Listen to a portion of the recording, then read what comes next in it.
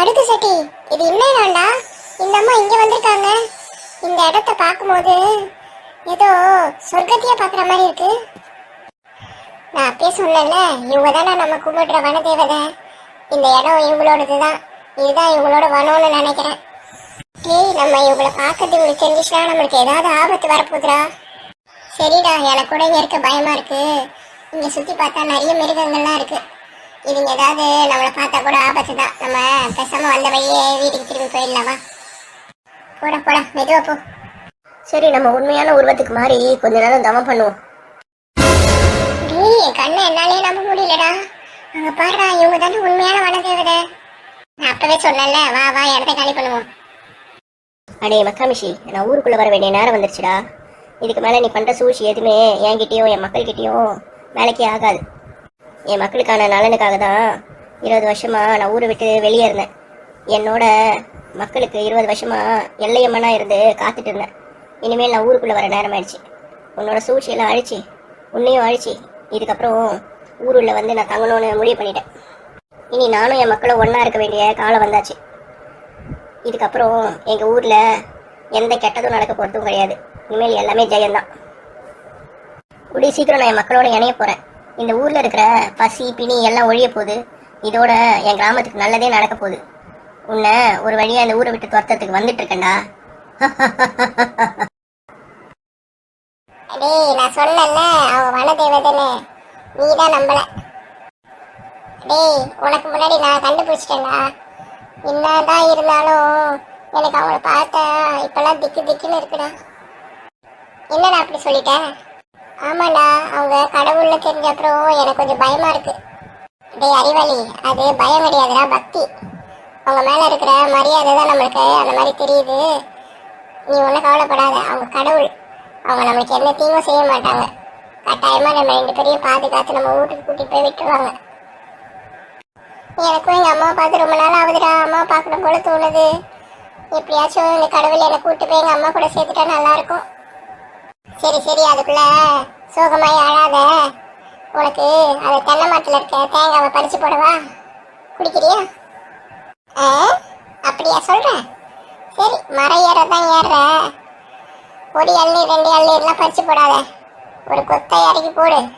நம்மளுக்கு வேணுன்றத தேவைப்படும் போதெல்லாம் குடிச்சிக்கலாம்.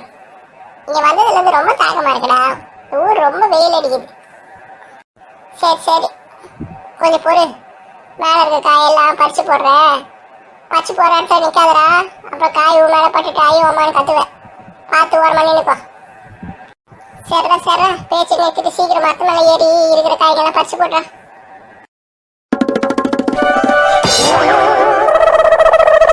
மழையா, இது எப்படி குடிக்கிறது?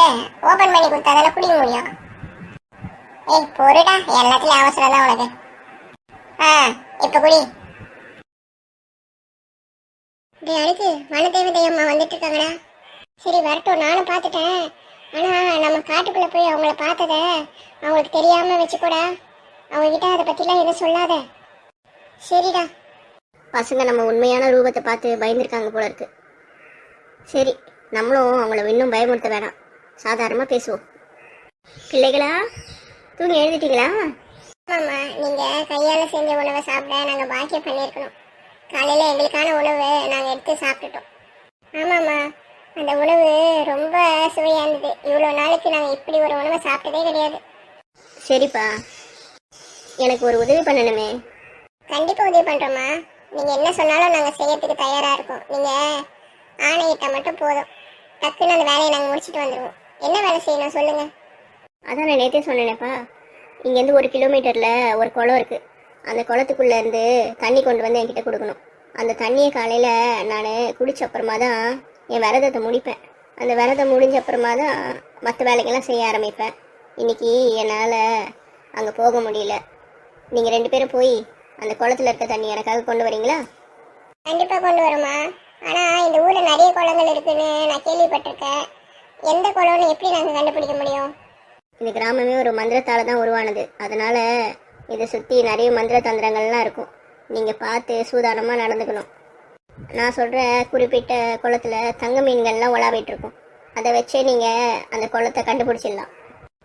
அதே போல் நீங்கள் அந்த தண்ணீரை சீக்கிரமாக எடுத்துக்கணும். இல்லைன்னா ஒரு மணி நேரத்துக்கு மேலே அங்கே தண்ணி எடுத்துகிட்டு இருந்தீங்கன்னா அந்த தண்ணி எல்லாம் வற்றி போயிடும். அந்த குளம் காஞ்சி போய் வெறும் சாதாரண நிலை மாதிரி தெரியும். அதுக்குள்ளே உங்கள் வேலையை நீங்கள் முடிச்சிடணும். என்னது, ஒரு பெரிய குளமே வத்தி போயிடுமா? இதெல்லாம் நான் கேள்விப்பட்டதே இல்லையே. இதெல்லாம் கேட்க எனக்கு ரொம்ப புதுசா இருக்கு.